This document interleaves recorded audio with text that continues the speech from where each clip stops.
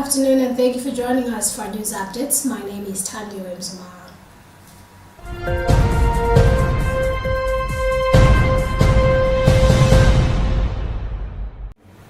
Pope Francis on Monday spoke of his desire for theology courses to be accessible to all, particularly for men and women wanting to deepen their faith and pursue further education opportunities later in life.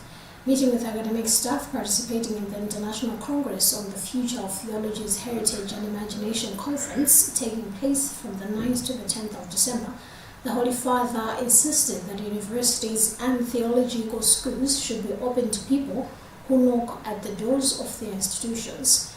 Noting the growing phenomenon of more men and women enrolling in university programs as mature students, Pope Francis said theology can be a guide on the journey for people searching for meaning in life.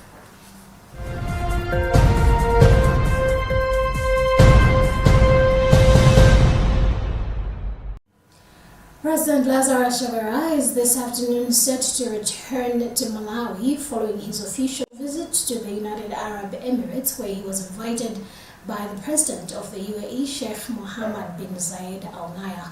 The purpose of his visit was to engage in discussions regarding the government-to-government fuel procurement system and enhance bilateral relations between the two nations. During his time in the UAE, President Chakwera participated in a series of dialogues with Sheikh Al Nahyan focusing on the government-to-government fuel procurement agreement, an initiative aimed to transition Malawi from an open tender market to ensure a steady fuel supply in the country. Furthermore, Chakwera also conducted meetings with the Director General of the Abu Dhabi Fund for Development, Mohammed Saeed Al Suwadi, and other prominent figures in the UAE to address crucial matters that could aid in the economic revitalization of Malawi through bilateral cooperation.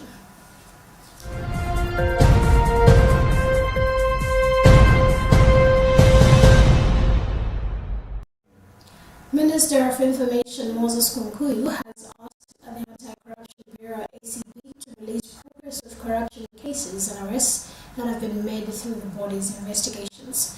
Kunkuyu made the call in Salima on Monday during the commemoration of the 2024 International Anti-Corruption Day, where he said the public has the right to be updated on the progress of corruption cases that the body embarks on.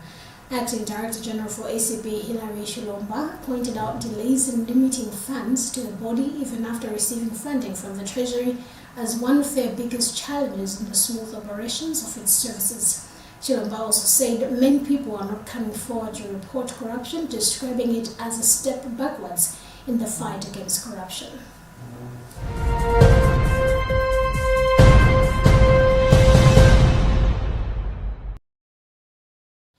Malawi has joined the rest of the world in commemorating the International Human Rights Day, which falls on the 10th of December.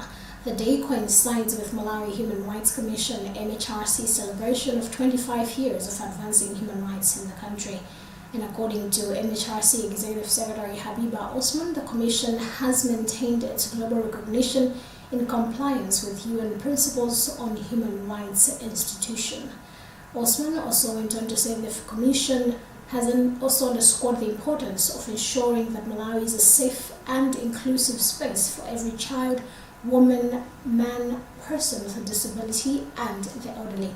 Meanwhile, Vice President Dr. Michael Usi is presiding over the commemoration of the day at an event taking place in Mangoshi under the theme Our Rights, Our Future Right Now.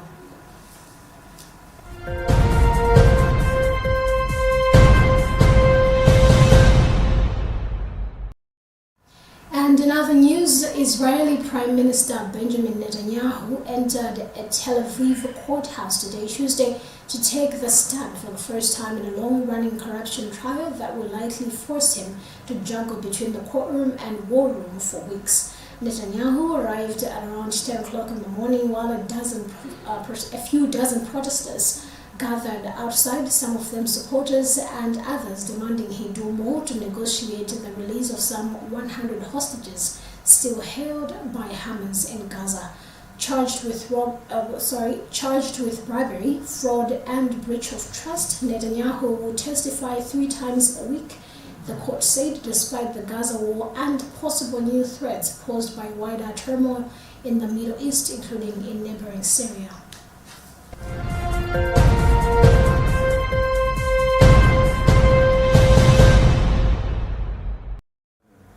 And that is about what we had time for in this edition of our news updates. My name is Tandy Wemsamara. Good afternoon.